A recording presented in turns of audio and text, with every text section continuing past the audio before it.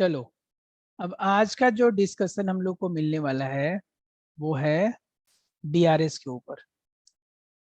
BRS का full form है bank reconciliation statement, ठीक ना।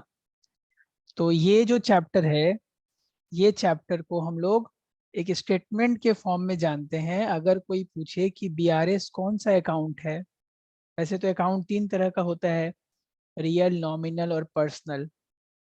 बीआरएस कौन सा अकाउंट है? तो बीआरएस कोई अकाउंट नहीं है जी, बीआरएस बस एक स्टेटमेंट है, ठीक ना। और ये स्टेटमेंट कौन बनाता है?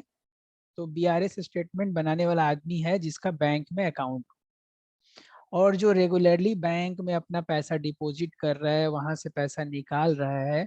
वो बिजनेस पर्पस के लिए भी हो सकता है और आपके सेविंग्स के लिए भी हो सकता है।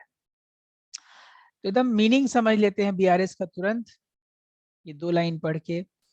Bank reconciliation statement is a statement prepared by whom? account holder on a particular date। ये दो बात याद रखना है कि बीआरएस बना कौन रहा है?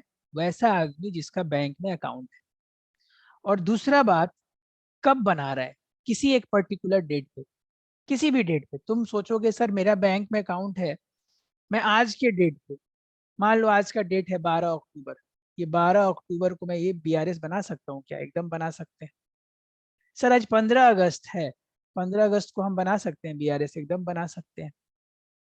बीआरएस बनाना मतलब क्या करना है? आपको ये चेक करना है कि हम जो पैसा बैंक में जमा करते हैं और हमारे बैंक से जो पैसा निकलता है, उसका हिसाब हम अपने घर में भी रखते हैं, है कि नहीं? एज ए अकाउंट होल्डर, कि भाई कुछ हमसे कुछ गलती ना हो जाए, कुछ बैंक से कुछ मिसप्लेस ना हो जाए। समझ रहे हो ना?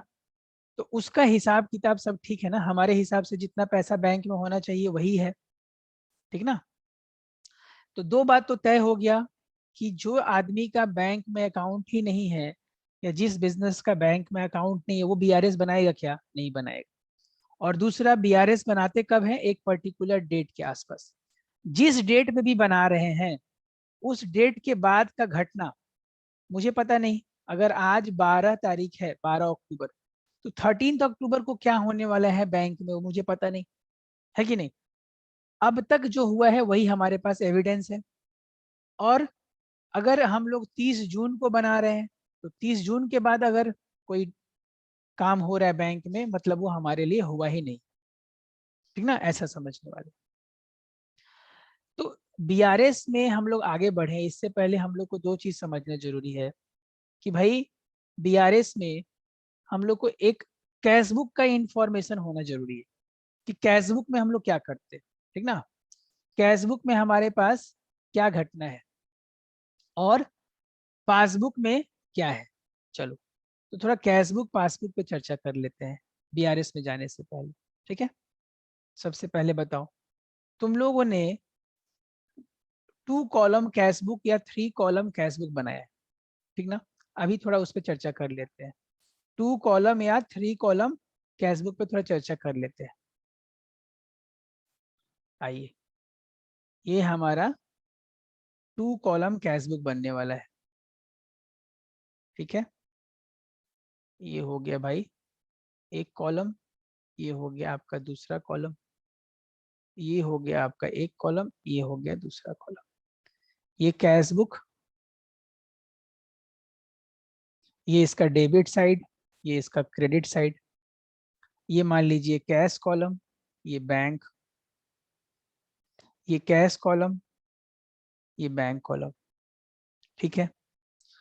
अब आप बताइए, आप जब पैसा बैंक में डिपॉजिट करते हैं तो यहाँ पे लिखेंगे क्या? टू कैश अकाउंट बोलकर बैंक में आप 5,000 रुपया लिखते हैं, लिखते हैं कि नहीं? ये हिसाब आप कर रहे हैं अपने बैंक के बारे में, यहाँ लिखा।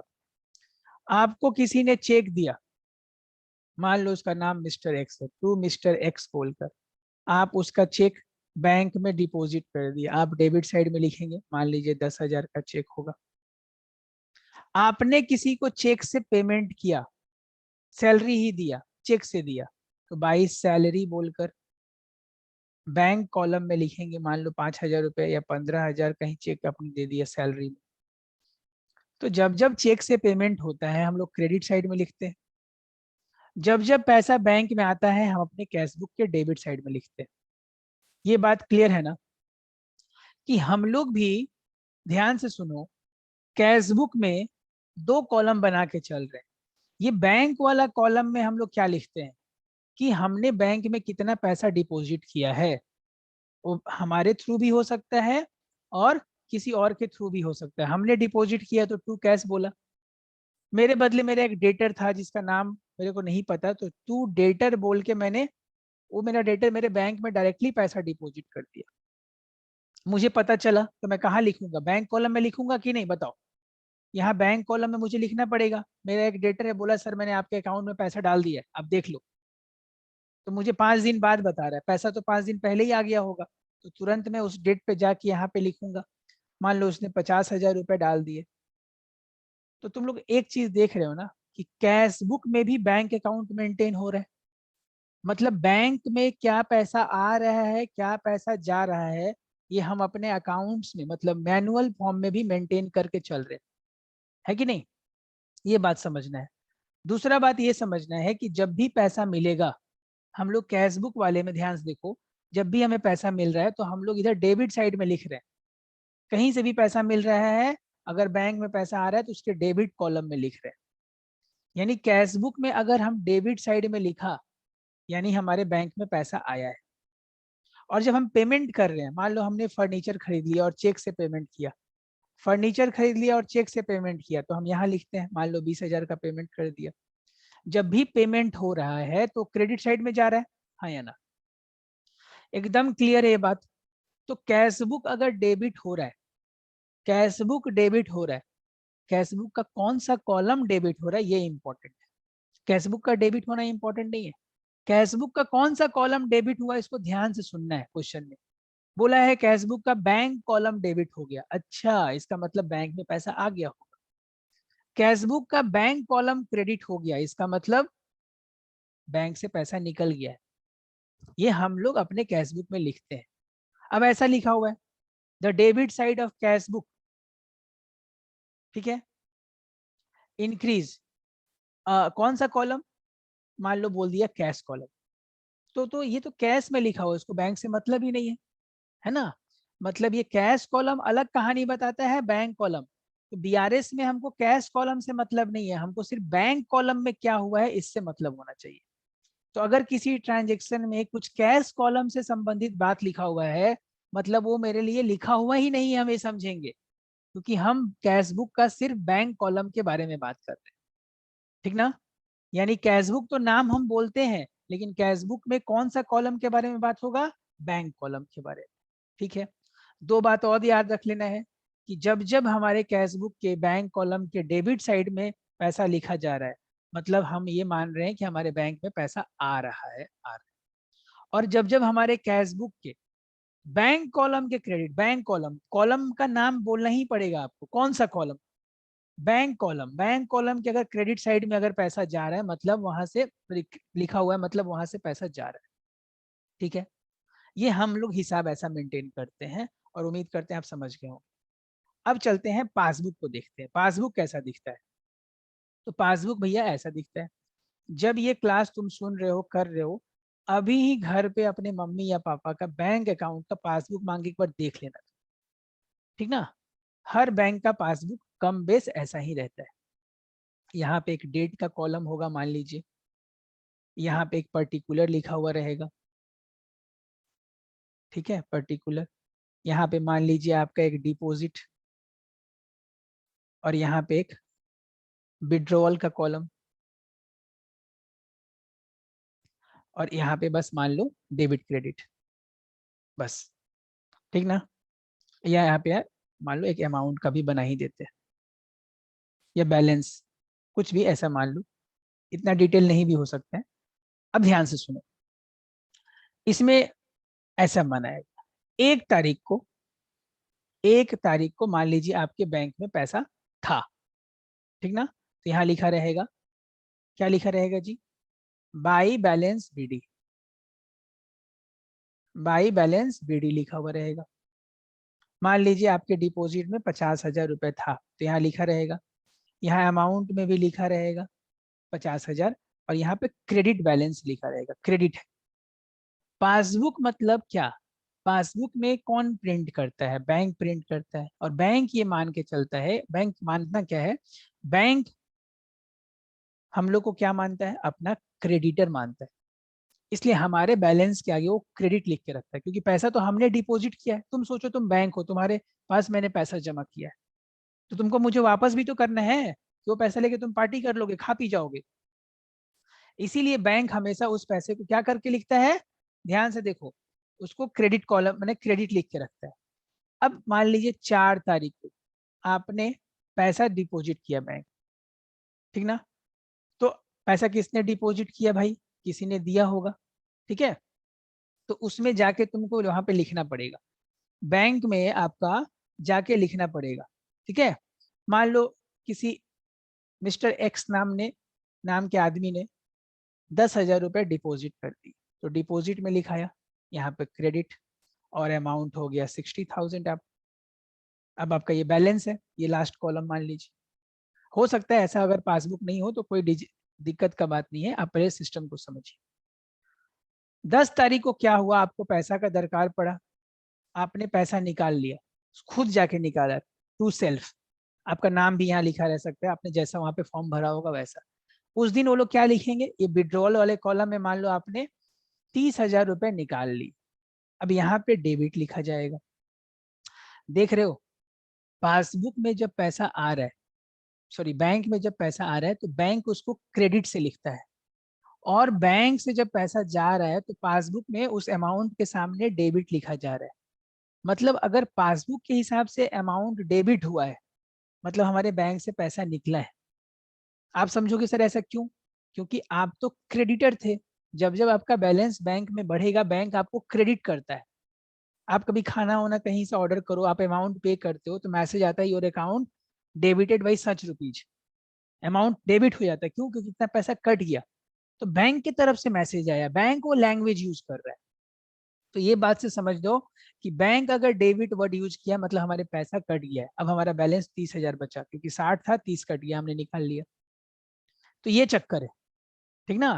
कि जब जब हमारे बैंक में पैसा आया होगा, डिपॉजिट कॉलम में लिखाया होगा, और डिपॉजिट के सामने यहाँ पे डेबिट या क्रेडिट में कौन सा वर्ड यूज हुआ होगा? क्रेडिट। और जब जब हमारे बैंक से पैसा निकला होगा तो उसके सामने डेबिट वर्ड यूज हुआ होगा। ये फंडामेंटल आप समझ लीजिए। बस बस इतना ही काफी है आपके लिए। मतलब कैशबुक का बैंक कॉलम याद रखना, कौन सा कॉलम? Bank column. अगर डेबिट हुआ मतलब बैंक में पैसा आया, हम ये मान के चल रहे हमारे हिसाब से। और सेम बात को पासबुक क्या बोलेगा? पासबुक बोलेगा, पासबुक का कौन सा कॉलम में लिखोगे? सर डिपॉजिट वाले में लिखवा दो। डिपॉजिट वाले कॉलम में अमाउंट के सामने कौन सा साइन होगा? क्रेडिट का। तो ये पासबुक का क्रेडिट, कैशबुक का डेबिट, क्लियर है ना? ठीक ना? अब बढ़ते हैं हम लोग आगे। हमारा आगे क्या इसमें लिखा हुआ है बीआरएस में? आई देखिए, तो बीआरएस भाई बनाता कौन है? अकाउंट होल्डर, किसी एक पर्टिकुलर डेट पे बनाता है, ठीक ना? वही बात ये 2 पैराग्राफ में लिखा हुआ है कि amount deposit in the bank column is recorded in the bank, sorry, is recorded in the bank column of cashbook. Cashbook में रिकॉर्ड होता है, लेकिन किस कॉलम में रिकॉर्ड होता है? बैंक कॉलम में, क्योंकि कैशबुक में दो दो कॉलम होता है। ऑन डेबिट साइड, जिसको रिसिप्ट साइड भी बोलते हैं, while withdrawal are recorded on the credit side, जिसको पेमेंट साइड भी बोलते हैं। ये बात हुआ कैशबुक का। अब पासबुक में क्या होता है? Bank also maintain an account of account holder, जरूर मेंटेन करेगा, नहीं तो कल तो उसको पैसा देना है तो कैसे देगा आपको? In the books of account, deposit made by account holder are recorded on, कहाँ पे? देख लो, credit side of account holder, इसलिए तो हमारे अकाउंट को क्रेडिट करता है वो। And withdrawal of the withdrawal on the debit side, a copy of its given to account holder in the form of bank statement, ठीक ना? और पासबुक। बैंक स्टेटमेंट भी आप जनरेट कर सकते हैं, और पासबुक एक बुक होता है, आप जरूर देखना अपने घर। अब इन्हीं दोनों को हमको लेकर रिकंसाइल करना है कि भाई दोनों के बैलेंस में क्या कुछ गड़बड़ी तो नहीं हो रहा है। हम ये मान के चल रहे हैं कि हमारे बैंक में 10,000 रुपये होना चाहिए, लेकिन जब हम पासबुक में देख रहे हैं तो वहां पे बैलेंस में लिखा हुआ है 8,000, ऐसा क्यों हो गया? या वहां पे 12,000 लिखा हुआ है, 2,000 ज्यादा कैसे हो गया? इसी चीज को रिकनसाइल करना है, ठीक ना। चलो, ये डेबिट एंट्री कहाँ रिफ्लेक्ट करता है, ये सब तुम्हारे बुक में लिखा हुआ है, ठीक ना। चलो, तो बैंक रिकंसिलिएशन स्टेटमेंट में ये सब बात क्लियर है। अब ये सब बात समझा रहा है कि नीड एंड इम्पोर्टेंस। सबको पता है कि भाई अगर हम बीआरएस नहीं बनाएंगे तो क्या होगा, हमारा बैंक में जो पैसा जमा है उसमें कुछ उल्टा पुल्टा एरर हुआ तो हमको पता ही नहीं चलेगा। कुछ चेक मेरा मिसप्लेस हो गया है, हम तो सोच रहे हैं मेरे डेटर ने मुझे पैसा दे दिया, मैंने चेक से बैंक में जमा कर दिया, बैंक में पैसा आ गया होगा, उसको चेक तो करना पड़ेगा कि आया है कि नहीं। To bring the light error that may have been committed either in cash book और बैंक से। बीआरएस बनाने से दोनों जगह का एरर पता चल जाता है, कोई डिले है क्लियरेंस ऑफ चेक में वो पता चल जाता है। ये जो एम्बेजलमेंट होता है, चोरी चमारी हमारा जो हो रहा है भाई कैश में, अगर हमारा कैशियर कुछ गड़बड़ करे वो पता चल जाता है। हम जो इतना सारा बिल ड्राफ्ट जमा करते रहते हैं वो पता चल जाता है। और सो द एक्चुअल बैलेंस, और हमें सही नहीं पता चलता है कि हम कुछ और तो नहीं सोच रहे, ठीक ना। तो यहाँ तक के डिस्कशन में दो बात क्लियर है कि बैंक बीआरएस एक स्टेटमेंट है बेटा, जो कि वो इंसान बनाता है जिसका अकाउंट है बैंक में। सर ये अकाउंट बनाने के लिए हमें कोई डेट फिक्स किया गया है क्या? एकदम डेट फिक्स किया गया है, वो आप पे डिसाइड किया था कि आप कब बनाना है। ऐसा कोई अकाउंटिंग ईयर का एंड ऑन कुछ नहीं है, जब आपको मन तब आप बीआरएस बना दो। सर इसमें हम लोग करते क्या है, दोनों में डिफरेंस, हमारे कैशबुक में, कैशबुक के बैंक कॉलम और पासबुक में जो डिफरेंस है वो क्यों है, इसी को फाइंड आउट करना है, ठीक ना। सर ये डिफरेंस होता क्यों है, क्या कारण है कि ये डिफरेंस हुआ है? आइए, इसके डिफरेंस का यही सब कारण हो सकता है। आइए, एक तो कारण हो सकता है difference due to timing in recording of entries. कुछ एंट्री हमने पहले लिख लिया, बैंक वालों ने बाद में लिख लिया। मान लो मैंने एक चेक इशू किया था, चेक इशू करने का मतलब है मैं आपको पेमेंट करने के लिए एक चेक अपने बैंक का काट के आपको दे दिया। मैंने ये चेक दिया आपको 12 जून को, 12 जून को मैंने आपको एक चेक दे दिया, ठीक है। और मैं सोचा अपने कैशबुक में जाकर, मैं अपना कैशबुक बनाया होगा, डबल कॉलम कैशबुक, हाँ या ना, बताओ बच्चों, डबल कॉलम। बैंक वाले कॉलम में, ये बैंक कॉलम है, बैंक में जाके मैंने लिख लिया कि भाई मैंने 10,000 का चेक तो दे दिया, यहाँ से पेमेंट तो हो ही गया होगा, क्रेडिट साइड में, पेमेंट साइड में लिख दिया भाई आपका नाम, भाई रोहन या कुछ भी। अब ये चेक में रोहन ने जुलाई में, 7 जुलाई को उसने सोचा कि मैं 7 जुलाई को चेक को बैंक में भेजूंगा, रोहन ने सोचा। और मैं अपने पासबुक या कैशबुक में एंट्री करके बैठा हूँ। मुझे मन में आया कि चलो भाई 15 जून को मैं बीआरएस बनाता हूँ, देखता हूँ मेरे बैंक में कितना पैसा है। अब मैं भी बैंक में चेक कर रहा हूँ, मुझे पता था मेरे बैंक में 1,00,000 रुपए है। कितने हैं? 1,00,000 रुपए। मैं देख रहा हूँ मेरे बैंक में 1,00,000 का 1,00,000 ही है, पासबुक सजेस्ट कर रहा है कि आपके बैंक में तो 1,00,000 ही है। और मैं क्या सोच रहा था, अरे 10,000 तो कट गया होगा, पेमेंट तो माइनस हो जाना चाहिए था, 90,000 होना चाहिए था, हाँ या ना, क्योंकि मैंने एंट्री कर लिया है। और बैंक वालों ने अभी तक क्यों एंट्री नहीं हुआ बैंक में, क्योंकि सामने वाला जो पार्टी है वो चेक लेकर बैंक में गया ही नहीं पैसा लेने। तो हमने एंट्री पहले कर लिया, बैंक अभी तक एंट्री नहीं किया, हो सकता है बैंक 7 जुलाई को एंट्री करेगा जब वो आएगा। तो इस दिन में हमारे, और हम सोच रहे हैं कि 90,000 होना चाहिए बैंक में, और बैंक में 1,00,000 है। वो अलग बात, ये मत सोच के खुश हो कि बैंक में तो ज्यादा ही पैसा है, तो आपको टेंशन किस बात का, टेंशन उस बात का नहीं है। टेंशन इस बात का कि हमारे और उनमें डिफरेंस है क्यों, हम लोग दोनों एक ही बात कर रहे हैं तो दोनों में डिफरेंस क्यों है।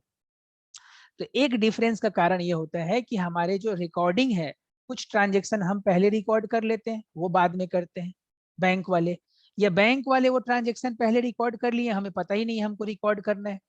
तो पहला डिफरेंस ये है कि अलग अलग टाइमिंग पे रिकॉर्डिंग होना, और बीच में किसी डेट पे हम बना रहे हैं तो फंस जाता है अमाउंट, ठीक ना। तो ये एरर समझ में आ गया कि डिफरेंट टाइम गैप हो जाता है। दूसरा, transaction recorded by bank but not recorded by accounting holder.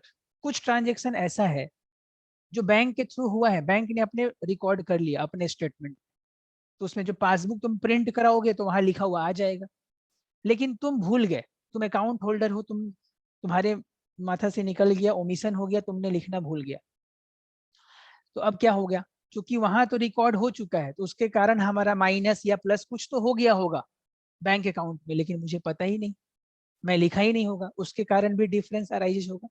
यही दो कारण है जिसके कारण डीआरएस हम लोग दोनों अकाउंट में डिफरेंस देख पाते हैं कि क्यों कैशबुक अलग अमाउंट दिखा रहा है और पासबुक अलग अमाउंट दिखा रहा है। क्यों कैशबुक के हिसाब से हमारे बैंक में 2 लाख होना चाहिए और पासबुक में हमारा दिखा रहा है 1,90,000 दिखा रहा है, 1,90,000, 10,000 कहाँ गया। ठीक ना। तो ये दो कारण है, एक कारण क्या है, टाइम गैप, और दूसरा some transactions are recorded by bank but not by accounting holder, account holder नहीं रिकॉर्ड कर पाता है। ठीक ना। बोलो, यहां तक कोई दिक्कत तो बताओ, यहां तक कोई भी दिक्कत तो बताओ मुझे। कोई दिक्कत नहीं। सर ये आपने पहला कारण बताया, difference due to timing in recording, ऐसा कैसे हो सकता है, हो ही सकता है।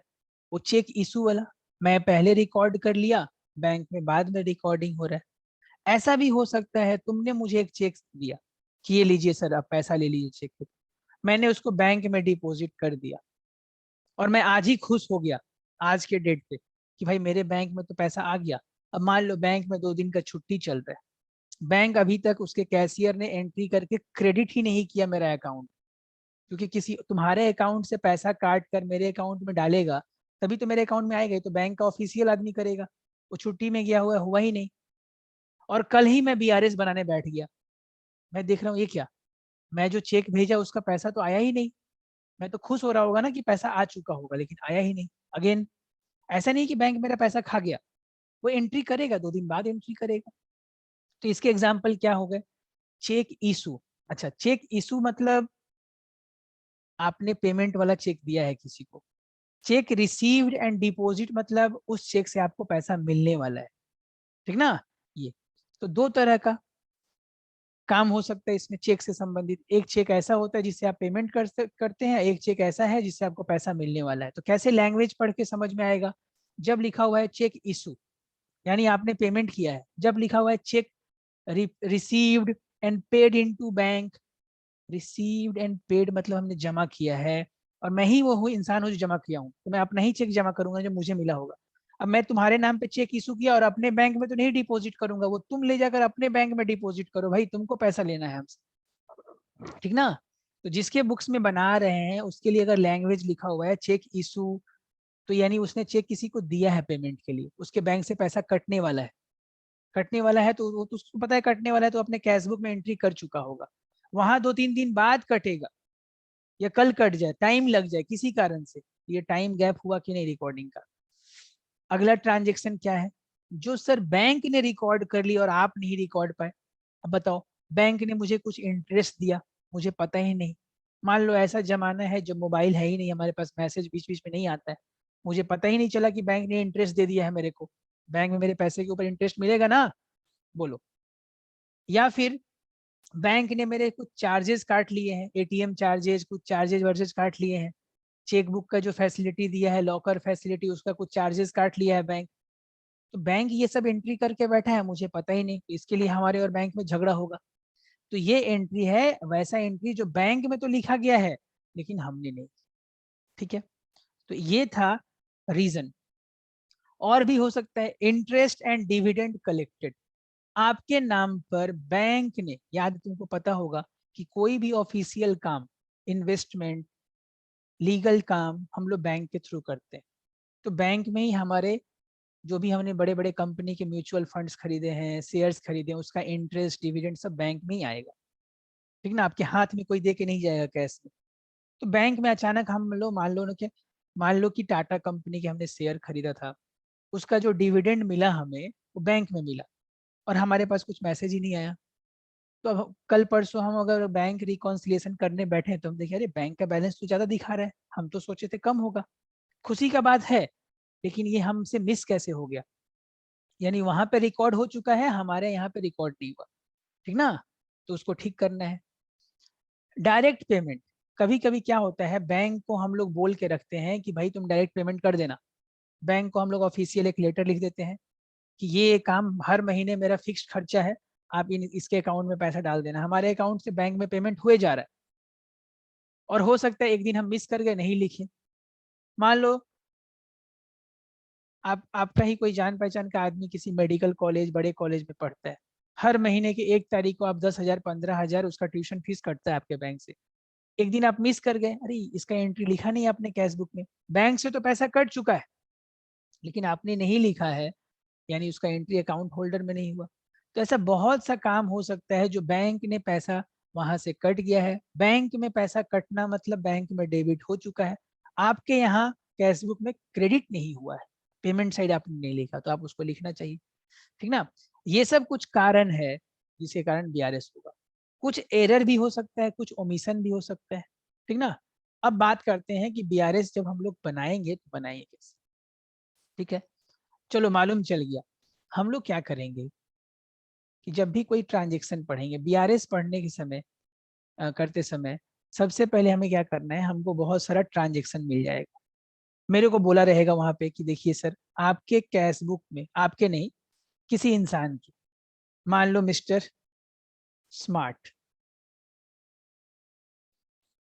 स्मार्ट नाम का एक आदमी है, उसका कैश बुक बता रहा है कि उसके बैंक में, कैश बुक बता रहा है, मैंने कैश बुक का कौन सा कॉलम, ऐसे मन में बार बार सोचना है, कैश बुक का बैंक कॉलम, कौन सा कॉलम, बैंक वाला, बैंक का कॉलम बता रहा है कि 50,000 रुपए बैंक में है। लेकिन जब मैंने पासबुक देखा, जब पासबुक देखा तो वहां पे क्रेडिट बैलेंस था, क्रेडिट बैलेंस था 52,000, दोनों ही बैलेंस दिया हुआ है। और नीचे नंबर 1, नंबर 2, नंबर 3, नंबर 4 करके बहुत सारा बात लिखा हुआ है कि ये इस डेट पे ऐसा घटना घट गया, उस डेट। अच्छा सर, ये जो बीआरएस का जो ये बैलेंस है, ये किस डेट का था, ये डेट भी आपको क्वेश्चन में मेंशन है। मान लीजिए 31/12/2021 का बात है, 31 दिसंबर का बात है, रात कोई न्यू ईयर नहीं मना रहा था, बीआरएस बना रहा था। सोचो कितना मतलब फोकस आदमी है। अब यहाँ पे बहुत सारा ट्रांजेक्शन दिया हुआ है कि आपने चेक दिया, ऐसा हुआ वैसा हुआ। हम लोग को क्या करना है, ये ऊपर वाले बैलेंस को इग्नोर करना है कि जो भी डेट पे हम बीआरएस बना रहे हैं उसमें फलाने का बैलेंस कितना है, इसका बैलेंस हमको देखना ही नहीं। सबसे पहले हमें हर एक ट्रांजेक्शन को इज्जत से पढ़ना है और पढ़ के ये डिसाइड करना है कि इस ट्रांजेक्शन के कारण, जो ये ट्रांजेक्शन है इसका मीनिंग क्या है, और इस ट्रांजेक्शन के कारण कैश बुक ज्यादा हो गया होगा, या इस जब ये ट्रांजेक्शन हुआ होगा तो इस पॉइंट टाइम पे एक जन आगे एक जन पीछे निकल गया होगा। ठीक ना। वही आपको लिखना है। कैसे लिखना है, आपको एक रफ में ऐसे इधर लिख लेना है पासबुक और इधर कैश बुक, फिक्स कर लो हम इधर पासबुक ही लिखेंगे, इधर कैश बुक। तुम चाहो तो चेंज कर सकते हो लेकिन इतने स्मार्ट मत बनो, ऐसे ही रट लो कि भाई लेफ्ट साइड में मैं पासबुक लिखूंगा, कैश बुक। अब यहाँ पे फर्स्ट कॉलम में ही लिखा हुआ है bank deduct, bank deduct 500 as bank charges, BC. 500 BC हो गया भाई, बैंक ने 500 रुपए आपके बैंक से काट लिए। तो अगर ये घटना हुआ होगा तो इसका आपको खबर नहीं है, तो बैंक ने काट लिया। तो बैंक जब काटा होगा तो हमारे पासबुक में तो ये कम हो गया होगा पैसा, हाँ या ना, क्योंकि बैंक तो वहां से पैसा काट लिया, है कि नहीं। और ये कैशबुक को पता ही नहीं, तो कैशबुक में हम जितना सोच रहे थे उतना ही सोच रहे हैं। कैशबुक में हमको पता था कि मेरा 10,000 है, तो हम तो यही सोच के बैठे होंगे हमारे बैंक में 10,000 है, लेकिन बैंक में वहां से कट चुका है पैसा 500 रुपए। तुम खुद ही सोचो, ऑलरेडी पासबुक कम हो गया कि नहीं। अब चूंकि ये कम हो गया तो ऑटोमेटिक कैशबुक ज्यादा हो गया, क्योंकि दोनों ऐसे था, एक जन नीचे गया ना तो ऑटोमेटिक ये ऊपर दिख रहा है। ऐसा नहीं कि कैशबुक में पैसा आ गया है, बात समझो, कैश में कहीं से पैसा आया नहीं है, कैश के बैंक कॉलम, बट चूंकि ये पीछे चला गया तो रिलेटिवली कैशबुक आगे हो गया। कितना से सर, यहाँ अमाउंट भी बगल में हम लोग 500 लिखेंगे।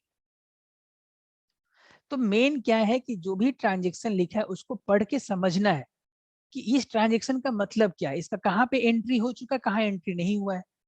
जहां पे एंट्री हुआ है वहां पे वो कैसा इम्पैक्ट डाला होगा। देखो, ये जो बैंक चार्जेज है इसका एंट्री पासबुक में हो गया था, तो एंट्री होने से मत खुश हो जाओ कि वहां पे एंट्री हुआ, तो किस बात का एंट्री हुआ, पेमेंट का कि रिसीव का, सर पेमेंट का। तो पेमेंट होना मतलब वहां का बैलेंस कट जाना। अच्छा, तो वहां का बैलेंस कम हो गया यानी ऑटोमेटिक कैशबुक का बैलेंस थोड़ा ज्यादा हो गया। क्लियर। अब लिखा हुआ है कि चेक आपने नेक्स्ट डेट पे कोई और घटना घटा, चेक आपने इशू किया 15,000 का, लेकिन अभी तक सामने वाला पार्टी, याद है ना रोहन को मैंने 15,000 का मान लो चेक दिया, वो अभी तक पेमेंट के लिए रिप्रेजेंट ही नहीं किया, पेमेंट के लिए जो उसको रिप्रेजेंट करना चाहिए था बैंक के सामने जाके अपने बैंक में, वो रिप्रेजेंट नहीं किया है, और अभी डेट हो गया है आज का दिन, ठीक ना। लेकिन तुम सोचो जिस दिन तुमने उसको चेक काट के दिया होगा कि ले जा भाई मेरे बैंक से पैसा निकाल ले, उस दिन तुम अपने कैश बुक में एंट्री किए होगे। हाँ सर। तो ये चेक जो तुम इशू कर रहे हो तो पेमेंट का बात है। Yes sir. तो इसको तुम पेमेंट में जरूर अपने बैंक में, सॉरी कैश बुक में क्रेडिट साइड जाके लिखे होगे बाई रोहन बोलकर, याद करो अभी दिखाया था बैंक कॉलम में, तो तुमने वहां 15,000 रुपए माइनस कर लिया होगा, हाँ या ना। हाँ सर। लेकिन क्या इसका एंट्री 31 तारीख तक हुआ है वहां पे? नहीं सर, नहीं हुआ है, क्योंकि वो पेमेंट के लिए। तो चूंकि मैं यहाँ पे ऑलरेडी माइनस कर चुका हूँ, यहाँ एंट्री हो चुका है कैशबुक में, ये टाइम गैप का बात हो गया, पासबुक में अभी तक एंट्री नहीं हुआ है, तो इस डेट के ऊपर कैशबुक पीछे हो गया है और पासबुक थोड़ा बढ़ा हुआ दिखाई दे रहा है रिलेटिवली। रिलेटिवली मतलब एक दूसरे को तुलना कर रहे हैं हम लोग, समझ में आ रहा है ना। ऐसा नहीं हुआ कि हमारे कैश मैंने यहाँ से पैसा, क्योंकि जब हम इशू किए होंगे तो हम ये मान के चल रहे हो कि भाई बैंक में तो पैसा निकल ही गया होगा, लेकिन वहां से नहीं निकला है, ठीक ना। अच्छा, सेम ऐसा मान लीजिए किसी कोई आपका डेटर है, कोई डेटर डायरेक्टली पैसा डिपॉजिट कर दिया है, डायरेक्टली डिपॉजिटेड, डिपॉजिटेड कितना सर, कितना डिपॉजिट किया है? मान लीजिए 3,000 रुपए डायरेक्टली आपके बैंक में डिपॉजिट कर दिया, आपको कोई खोज खबर ही नहीं है, ठीक है। तो जैसे बैंक में पैसा आया होगा, बैंक वाले लोगों ने उसको क्रेडिट कर दिया होगा, बैंक में उसका एंट्री हो गया। रुकिए, किस बात का एंट्री है? बैंक में पैसा मिलने का। तो बैंक में पैसा आया होगा तो बैंक प्लस हो गया होगा, क्योंकि पैसा आने का बात हो रहा है। सिर्फ एंट्री होने से मैं खुश हो जाऊँ, किस चीज का एंट्री हो रहा है? पैसा आने का कि जाने का? सर ये तो पढ़ के लग रहा है डेटा डायरेक्टली डिपॉजिटेड। अगर डेटा डायरेक्टली डिपॉजिट किया है 3,000, मतलब हमारे बैंक में पैसा आ गया होगा, और चूंकि हमको खोज खबर नहीं है इसलिए हम पीछे हो गए, हमने एंट्री नहीं किया, हम पीछे हो गए थोड़ा सा, हमको पता ही नहीं था कि बैंक में पैसा आ चुका है 3,000 रुपए से, ठीक है। समझ में आ रहा है? एंट्री हुआ है, देखो एंट्री तो पहला वाला भी हुआ था बैंक में, लेकिन वो पेमेंट का था इसलिए वो माइनस वो प्लस। अभी मान लो बैंक ने हमें इंटरेस्ट दे दिया, bank provide interest, bank provide interest, interest दिया है बैंक आपको, ठीक है सर, और बैंक में एंट्री हो गया है। मान लीजिए आपको 200 रुपए इंटरेस्ट मिला बैंक से, तो बैंक में इंटरेस्ट मिलना मतलब मुझे पैसा मिल रहा है, तो यहाँ प्लस हो गया होगा। और कैशबुक को ये खोज खबर नहीं, अगेन टाइमिंग डिफरेंस, मेरे को पता चलेगा तो मैं लिखूंगा, लेकिन अभी तक पता ही नहीं चला है कि नहीं। यहाँ पे माइनस, क्लियर यहाँ तक, ठीक ना। ये घटना ऐसा घट सकता है। अब आपको क्या करना है, ये आपने प्लस माइनस लिख लिया साइड में रफ में, अब आपको कैलकुलेटर लेना है भाई, कैलकुलेटर लेना है, और यहाँ पे किसी भी एक बैलेंस को उठा लेना है, ठीक ना। यहाँ पे मैं आर्बिट्रेरी एग्जाम्पल लिया हूँ, हो सकता है नहीं मैच करेगा। अब ध्यान से सुनना, ध्यान से सुनना, अब इसके बाद क्या करना है। अब तुमको करना है, मान लो तुमने ये कैशबुक के बैलेंस को उठा लिया, पहले ये बताओ, ये मिस्टर स्मार्ट का जो कैशबुक का जो बैंक कॉलम था, ये 50,000 अमाउंट मतलब उसके बैंक में है, ये सजेस्ट कर रहा था, मतलब डेबिट बैलेंस होगा। क्या होगा? Debit balance. मैंने कैशबुक का बैंक कॉलम अगर डेबिट बैलेंस बोल रहा है मतलब बैंक में पैसा है, उसको फेवरेबल बैलेंस भी बोलते हैं, ये बात को लिख लो। कैशबुक का बैंक कॉलम, कैशबुक का बैंक कॉलम, बार बार ऐसे ही बोलना है। अगर ये डेबिट बैलेंस बोल रहा है मतलब हमारे बैंक में पैसा है, that is also known as favourable balance, ठीक है। तो हमने इसको पकड़ लिया, इस बैलेंस को हम अपना बेस बना के, ओरिजिन बना के चलेंगे, ठीक है सर। कैलकुलेटर लेंगे और अपने कैलकुलेटर में हम 50,000 टाइप कर देंगे। चलिए सर 50,000 टाइप कर दिया। अगर हमने कैशबुक के बैंक कॉलम को अपना ओरिजिन माना है, तो अब हम पहुंचेंगे कहाँ? पासबुक के पास। यहाँ से शुरू करके, कैशबुक से शुरू करके पासबुक भी तो जाना है। तो ये जो हमने प्लस माइनस का साइन लिखा है, अगर हमने कैशबुक से स्टार्ट किया है तो पासबुक के साइन को फॉलो करेंगे। किसके साइन को फॉलो करेंगे? पासबुक। तो यहाँ पे देखो क्या करेंगे, माइनस -500 प्लस 15,000 प्लस 3,000। क्यों सर प्लस क्यों करें? पासबुक का साइन फॉलो कर रहे हैं, अमाउंट सामने वाला लिखते जा रहे हैं। प्लस 200, यही तो करते जा रहे हैं।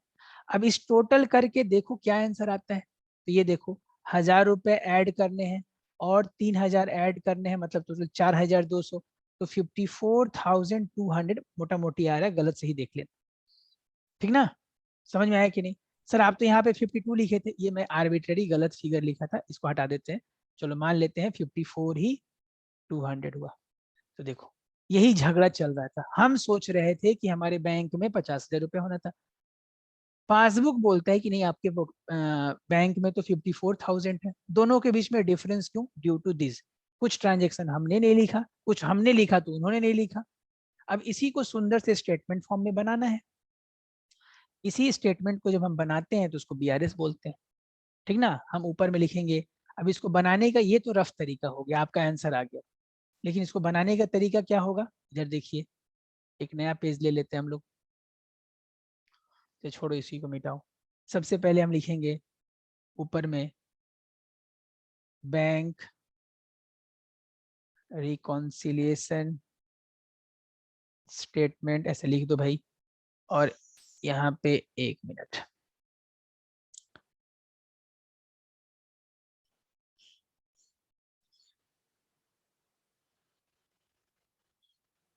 अमाउंट का एक ही कॉलम बनाओ। देखो इसका कोई एक स्पेसिफिक फॉर्मेट नहीं है, तुम्हारे बुक में इधर 2 कॉलम बना के प्लस माइनस लिखा होगा, वो सब लफड़ा में मत जाओ, ठीक ना। इधर में बस डिटेल या पर्टिकुलर कुछ भी लिख दो, यहाँ पे आइटम नंबर 1। अब यहाँ पे पहले हम लिखेंगे, sorry, balance as per cash book, cash book जरूर हम लोग ब्रैकेट में लिखेंगे, बैंक कॉलम जरूरी नहीं है, लेकिन तुम अपने लिए जरूर लिखना बेटा, ताकि तुमको समझ में आए। तुम कैश बुक के बैंक कॉलम का बैलेंस यहाँ लिख दिए 50,000, था ना। अब यहाँ पे लिखना है ऐड आइटम और यहाँ लिखना है लेस आइटम। अब तुम्हारे हिसाब से तुम पासबुक का साइन फॉलो करो। पासबुक में याद करो पहला साइन जो था वो माइनस में यहाँ था, तो यहाँ पे माइनस में मैं 500 लिखूंगा। बाकी सारा आइटम प्लस में था, 15,000 प्लस में था, सॉरी 1500, 300 प्लस में था, 3,000, 2,000 प्लस में था। यानी ये सब आइटम कितना हो जा रहा है, इसको यहाँ पे टोटल 4500 4700 प्लस करना था, 4700 प्लस कर दो, 54 4700, और ये 500 यहाँ से माइनस कर दो, टोटल आ गया 54,200। नीचे इंग्लिश में लिखेंगे बैलेंस एज पर क्या, पासबुक। बाकी डिटेल आपको वैसे भर देना है, कोई इसका स्पेसिफिक फॉर्मेट नहीं है। सर यहाँ जो स्टार्ट किए थे आप फेवरेबल बैलेंस से स्टार्ट किए, और फेवरेबल बैलेंस ही आ रहा है, तो यहाँ चाहो तो तुम यहाँ पे क्रेडिट बैलेंस या फेवरेबल बैलेंस लिख सकते हो। जब कैशबुक में लिखना तो यहाँ पे डेबिट लिखना, क्योंकि कैशबुक का डेबिट बैलेंस मतलब फेवरेबल होता है, पासबुक का क्रेडिट बैलेंस मतलब फेवरेबल, फेवरेबल मतलब आपके बैंक में पैसा है। ये फॉर्मेट, यही काम आपको बीआरएस में करना है डिटेल में, लेकिन ये काम सेकेंडरी है।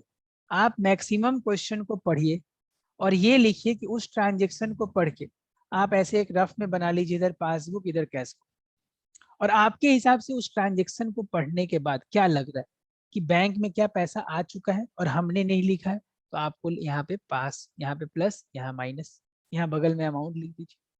अगर आपको ऐसा हुआ है कि भाई कैशबुक में उस चीज का तो एंट्री हो गया और वो पेमेंट था, जिस बात का एंट्री हुआ पेमेंट था, तो आप कैशबुक को माइनस कर लीजिए, पासबुक को प्लस कीजिए, क्योंकि कैशबुक से तो हमने पैसा डिडक्ट कर लिया है, लेकिन पासबुक में अभी तक वो बात हुआ ही नहीं। तो ऐसे भी रट सकते हो, जहां पे पेमेंट का एंट्री हो चुका है वो माइनस, और जहां नहीं हुआ है वो प्लस, जहां पे रिसीव का एंट्री हो चुका है वो प्लस, जहां नहीं हुआ है वो माइनस। ऐसे रट भी सकते हैं, और चाहे तो हम लैंग्वेज को समझेंगे, आराम से टाइम लेंगे और बनाएंगे। नेक्स्ट बार जब मिलेंगे तो बहुत सारा डिफरेंट ट्रांजेक्शन को हम लोग डिस्कस करेंगे। तब तक ले इतना ही।